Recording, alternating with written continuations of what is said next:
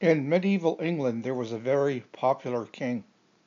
He lowered taxes for his people and he gave a lot to charity. He was very, very popular.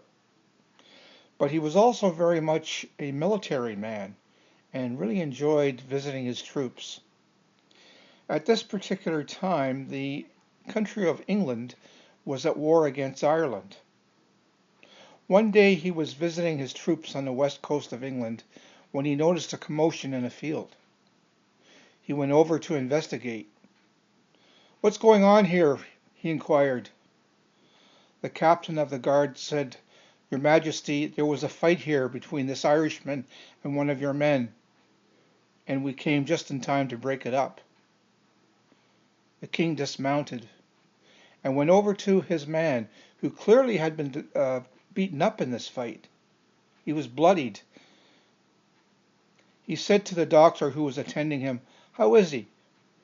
"He will be okay, Your Majesty. I think his pride is hurt more than anything else." Just then, this man who was beaten up said to his king, "Your Majesty, I am always at your service, and I will defend you at any cost." The king was very impressed and touched the man on the shoulder. He went over to the Irishman who had beaten him in this fight, and the Irishman was being held back by some of the English troops. "What do you mean by coming here and beating up one of my men? What are you doing here anyway?" The Irishman said, "I was on a scouting mission. This man challenged me, and I had to fight him. It was a fair fight." The king looked at him very intently. "Where's the sword?" he demanded. The sword of the Irishman was handed to the king, and the men who were guarding the Irishman pulled back his shirt and his tunic to reveal his bare chest. The Irishman closed his eyes as if expecting a blow that would kill him at any minute. The king was not in so much of a hurry to kill this man. He said to the Irishman, "I suppose you have a mother in Ireland who is worrying about you at this very moment. Is that true?" The Irishman said, "Yes, I do." And he said, "In the name of motherhood, I will let you go. But you must never come back here again." So the men put back his shirt and his tunic, and they were told by the king to escort the Irishman back to the coast and make sure that he left England. Just as the English king was mounting his horse, the Irishman said, "There may come a time where I can help you."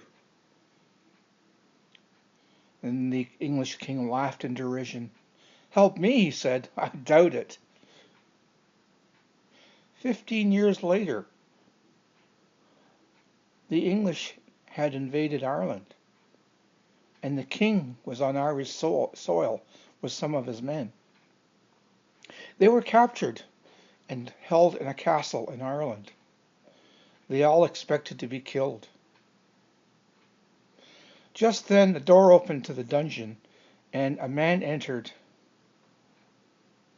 and he directly went up to the English king and said to him, "You don't remember me, do you?" The English king looked at him and said, "No, I don't." "Should I?" "Yes, you should. Many years ago you let me go back to my country. I am now captain of this guard. And I tell you one thing.